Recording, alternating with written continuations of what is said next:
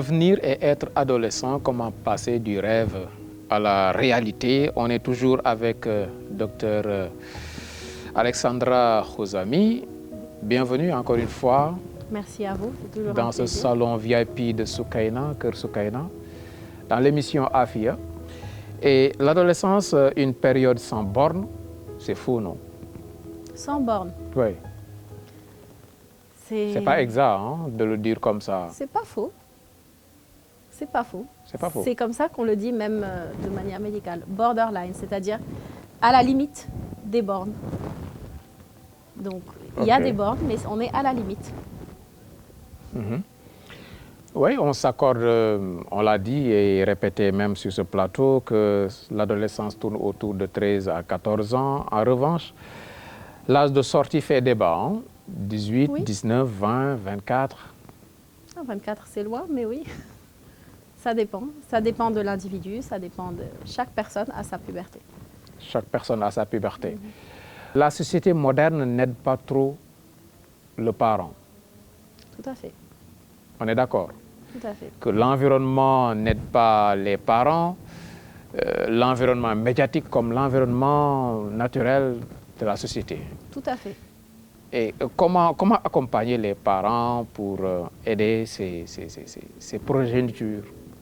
Mais en fait, je pense que accompagner le parent, ce sera plus d'essayer de faire accepter aux parents que les enfants grandissent et que les enfants ne sont plus des enfants et qu'ils sont aptes à avoir certaines discussions qui sont très tabous dans notre société ou dans n'importe quelle société, et d'avoir ces conversations beaucoup plus naturellement, aussi difficiles que ce soit, parce que c'est des enfants qui sont adultes beaucoup plus tôt que à l'époque où les parents eux-mêmes devenaient adultes. Oui, qu'est-ce qui aide la personne à avoir de la maturité le plus tôt possible? Alors, je ne pense pas que ce soit un problème de maturité. Je pense que c'est plutôt un problème de force mentale de venir discuter avec son enfant pour lui dire écoute, tu n'es plus un bébé, il se passe ça et ça implique ça. En Afrique, il y avait la circoncision pour accompagner surtout le garçon. C'était une phase importante dans la vie du garçon et on devient un homme au sortir de ces conclaves. Ça a aidé beaucoup. Maintenant, ça se passe à la clinique, on vient à la maison, il y a maman qui est à côté, on prend du gâteau, ça change tout, quoi. C'est vrai que moi j'ai appris ce truc de circoncision il y a 5 ans seulement, j'étais pas au courant de ça. Et c'est ma deuxième maman qui est à la maison, qui est sénégalaise, qui m'a expliqué ça. Et moi, je ne savais pas que ça se passait comme ça ici. Mais c'est vrai que ça ne se passe plus trop comme ça de nos jours. Et il faut trouver un autre moyen. L'autre moyen, c'est de chercher quoi? Une voiture au jeune garçon, de lui trouver un téléphone portable, de le laisser par moment sortir le week-end. C'est quoi? L'autre moyen, c'est que quand il sort le week-end, de lui expliquer. Parce qu'en fait, la puberté vient avec des désirs de sexualité. Et peut-être lui expliquer, même si c'est difficile, même si c'est tabou, lui expliquer ce qu'impliquent ces désirs-là. Que ce soit sur une fille, ou sur la famille, ou sur lui-même. Parce que ces désirs-là ne viennent pas de manière anodine s'ils sont réalisés jusqu'au bout. Ça peut impliquer des maladies, on ne sait pas qui est en face de nous, on ne sait pas ce qu'il ou elle a, et on ne sait pas ce que ça peut apporter. Et peut-être sensibiliser sur toutes ces choses-là. Bien sûr, en premier par rapport à la grossesse, mais sensibiliser sur, surtout les sorties le soir. Vous pouvez voir dans toutes les supérettes maintenant, à la caisse, il y a les préservatifs. Expliquer, tout simplement. Et la publicité? Pareil, oui, la publicité à la télé. Et c'est quelque chose qui peut beaucoup aider parce que vous pensez que vos enfants ne savent pas. Vos enfants savent. Ils ont tout vu ici avant que vous veniez discuter avec eux. Ok, vous me faites peur là. Non, je vous assure. Le téléphone, c'est à quel âge? Ah, ça, c'est pas moi qui décide. C'est chaque parent qui décide à quel âge il donne le téléphone. Mais le téléphone, ça reste un outil peut-être si de le donner comme outil de travail au début et de le récupérer. C'est-à-dire, ok, tu fais tes devoirs, mais tu me le rends après. De contrôler et de le donner peut-être le plus tard possible à son enfant. Oui, responsabiliser l'enfant aussi peut aider. Exactement. Il faut responsabiliser l'enfant et à partir du moment où vous savez que non, mon enfant me parle, c'est ça qui est important, c'est la communication. Si vous savez que votre enfant n'a pas peur de vous dire, vous allez être beaucoup plus tranquille quand il sort. Si vous avez un enfant qui ne vous parle pas, avec qui vous ne discutez pas, vous ne communiquez pas, eh ben vous serez toujours dans le doute en pensant que votre enfant ne fait rien alors que peut-être qu'il est en train de faire ce qu'il a envie de faire de l'autre côté. Communication avec Pas de laisser limite. aller. Avec borne. Communication avec borne. Si l'enfant n'a pas de borne parce qu'il est dans sa puberté, c'est aux parents de mettre les bornes. Oui, pas de laisser aller. Voilà. Parce qu'il y a des parents, le garçon peut venir présenter sa petite amie, ça passe. Oui. Et alors? La fille également peut venir, oui, mais à condition, 15 ans, 16 ans, que la fille te présente son petit ami, ça pose problème quand même. ça peut poser de gros problèmes. Mais si aujourd'hui, à 15 ans, 16 ans, la fille vient présenter sa petite amie à sa maman et que la maman a déjà eu toutes les conversations avec elle et qu'elle est tranquille, qu'elle sait que sa fille lui parle, lui raconte « Ah maman, tu sais, il m'a dit ça, je lui ai répondu ça ». C'est jamais quelque chose de facile. C'est pas une discussion facile à avoir. Parce que ça reste votre enfant, votre bébé. Vous l'avez vu, il était comme ça. Et là, vous le voyez, vous parlez de garçon ou de fille ou de je sais pas quoi. Ça vous attrape le cœur, ça c'est sûr. Mais après, ça va dépendre de la relation que vous avez avec votre enfant pour pouvoir dépasser ces stades-là. Comment ne pas perdre cette communication entre parents et enfants? Ah, ça, je ne peux pas vous donner le secret, je ne sais pas. Si on avait le secret là et qu'on avait un manuel où c'était écrit faire comme ci et faire comme ça, franchement, je pense qu'on n'aurait pas eu tous les problèmes qu'on peut rencontrer et qu'on n'aurait même pas eu de sujet de conversation à ce moment-là. Il n'y a pas de règle pour ces choses-là. Qu'on soit ouvert ou exigeant, les enfants vont toujours cacher certains trucs, non? Ben, c'est humain. C'est humain. Chacun a son jardin secret. Aujourd'hui, tout le monde a son jardin secret. Même dans un couple, l'homme, il y a certaines choses qu'il ne dit pas à sa femme et la femme, il y a certaines choses qu'elle ne dit pas à l'homme. Tout le monde a son jardin secret. Ça peut être des petites choses, ça peut être, je sais pas, à l'heure de la douche ou peu importe. Mais aujourd'hui, tout le monde a son jardin secret. Donc vos enfants c'est comme on dit, vos enfants ne vous appartiennent pas. Vos enfants, ce sont les enfants de la nature, ce sont les enfants de Dieu. Ils ne vous appartiennent pas. Ils peuvent être là aujourd'hui, ne plus être là demain. Et c'est pour ça qu'il faut juste les accompagner à devenir des personnes responsables pour l'avenir. Peut-être mettre l'accent sur les études, deviens quelqu'un d'important, deviens quelqu'un qui travaille, parce que si tu honore travailles... aussi le nom de ta famille. Voilà, c'est par important. exemple. Exactement. Tu es Monsieur Ndiaye, ou tu es Monsieur Silla, ou tu es Madame Gay. Voilà. Ça aussi, c'est important. Exactement. Ça peut beaucoup aider. Exactement. Et il faut un peu quand même de moyens pour l'adolescent aujourd'hui. Avoir un peu de sous pour ne pas être dans la précarité. Exactement, ça peut aider. Ça peut beaucoup aider. La pauvreté peut pousser l'enfant à être fragile. Exactement.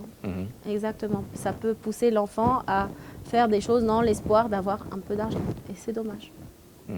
C'est dommage parce qu'il y a certaines personnes qui en abusent. Et au niveau du foyer aussi, un peu d'autonomie. Quand on est adolescent ou adolescente, on a besoin de son espace dans le foyer. Si c'est possible, sa chambre à part. Par exemple. C'est important. Oui, oui.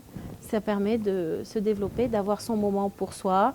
Je me change ou je veux m'habiller, il n'y a pas mon frère ou ma tante ou ma sœur qui est juste à côté. Ça permet de mettre l'accent sur l'intimité et sur le fait qu'il y a des choses intimes qui doivent rester à toi. Oui, on a parlé des émois, donc de sexualité. C'est le moment où l'individu pratique le plus la masturbation. Oui. Ça aussi, ça reste un sujet tabou, mais il y en a qui l'interdisent carrément aux jeunes filles comme aux jeunes garçons. Vous qui êtes des professionnels de santé, que dites-vous de la masturbation à cet âge? En fait, ce n'est pas quelque chose qui peut se contrôler. Aujourd'hui, je donne un exemple bête. Si moi je dis à mon fils, je t'interdis de faire ça, qui me dit, moi, que quand il est rentré dans la douche, il n'a pas fait ça avant de se doucher? Sans faire de moralisme, qu'est-ce qu'il faut dire face à ça? Mais en fait, on ne peut pas savoir. C'est quelque chose que vous ne pourrez pas savoir, sauf si c'est un moment clé que vous avez attrapé, mais c'est quelque chose que vous n'allez pas savoir. Ce n'est pas quelque chose qui se dit. Ça se fait naturellement ou c'est... Bon, il y a des gens qui le font, il y a des gens qui ne le font pas. Hein. Mais c'est-à-dire que quelqu'un qui le fait, ben, vous ne pouvez pas le savoir, sauf si à un moment précis, vous l'avez attrapé en train de le faire. Mais il faut que le jeune garçon ou la jeune fille comprenne que s'il en abuse, ça peut avoir des conséquences même sur leur vie sexuelle dans le futur, non? Quel genre de conséquences? Ça peut te rendre moins sociable, un peu... C'est une manière de se faire plaisir tout seul, non? Ça peut rendre compliqué la relation avec l'autre sexe. Ou bien? Bon, il n'y a pas d'études scientifiques qui ont prouvé que la masturbation, plus elle est faite, moins il y a de rapport social avec les autres. Parce qu'en fait, c'est un désir momentané. C'est maintenant que j'ai envie, donc c'est maintenant que j'assouvis. C'est ça, en fait. C'est ce qui pousse la personne à se masturber. Aujourd'hui, quelqu'un qui a envie de se masturber en classe, mais qui ne le fait pas, ne va pas venir à 19 h le faire. Il ne va pas repousser le moment. Il ne va plus le faire, c'est tout.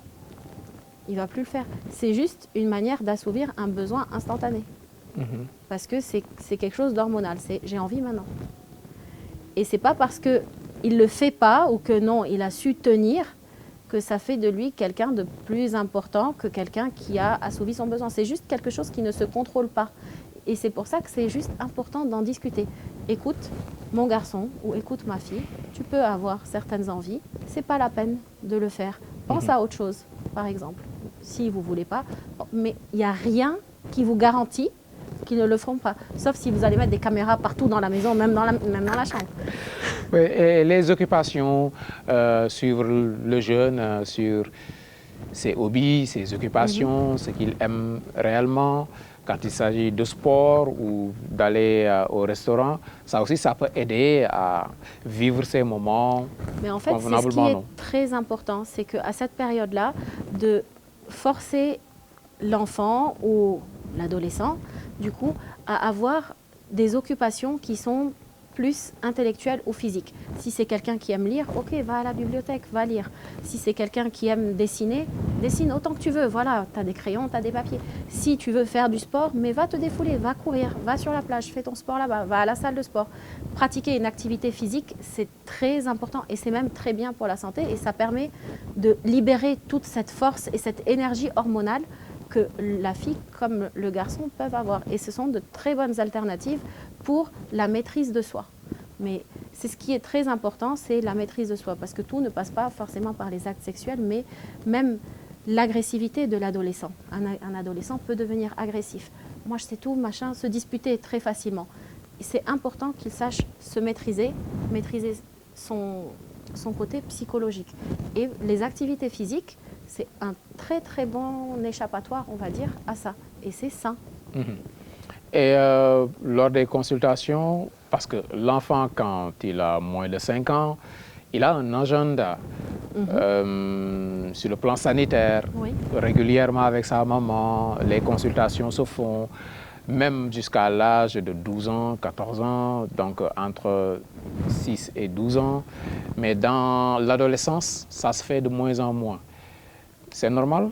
Oui, parce qu'en fait, on estime que les consultations jusqu'à 5-6 ans, c'est pour vérifier que le développement se fait bien. Et beaucoup pour les vaccinations, parce que les vaccinations sont importantes. Après, ce qui est important aussi de promouvoir, c'est la vaccination pour le cancer du col de l'utérus, qui se fait chez la fille entre 9 et 14 ans et qui est gratuite au Sénégal à ce moment-là. Et c'est très important de le faire parce que c'est quand même une pathologie qui arrive à cause des rapports sexuels et qui peut amener des problèmes à 40 ans ou à 45 ans, alors que c'est quelque chose qui aurait pu être juste une vaccination gratuite qui se fait entre 9 et 14 ans, 2 doses, et c'est fini. Alors qu'on veut la faire plus tard, le vaccin coûte 175 000 à peu près.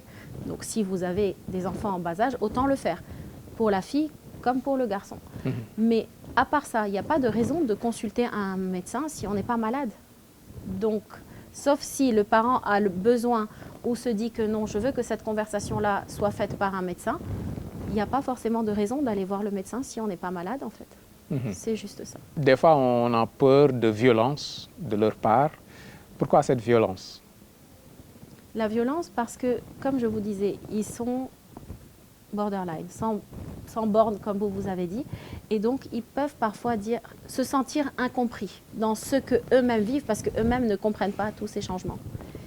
Et ils peuvent parfois l'exprimer par la violence ou alors le réprimer et devenir les victimes de ceux qui deviennent violents sur eux. Vous pouvez voir des victimes à l'école et les téméraires qui sont là, non, je vais te taper et tout. C'est pour ça que c'est important de communiquer et de transmettre le sens de responsabilité à l'adolescent. Parce que quand vous allez transmettre ça, si tu es violent, c'est une responsabilité, tu es violent, tu peux avoir ça, on peut porter plainte contre toi pour ça, ça, ça. Si tu es victime, il faut que tu saches t'affirmer, il faut ça. Aussi, c'est une responsabilité et c'est pour ça que je vous ai dit, l'important c'est plus transmettre le sens de responsabilité à travers une bonne communication. Une série de 4 émissions sur la puberté, l'adolescence globalement, avec Dr Alexandra Khuzami. Oui, c'est le 3e épisode. Il nous en reste un. D'accord. Où on va parler spécifiquement des croyances qui accompagnent ces jeunes, surtout en Afrique.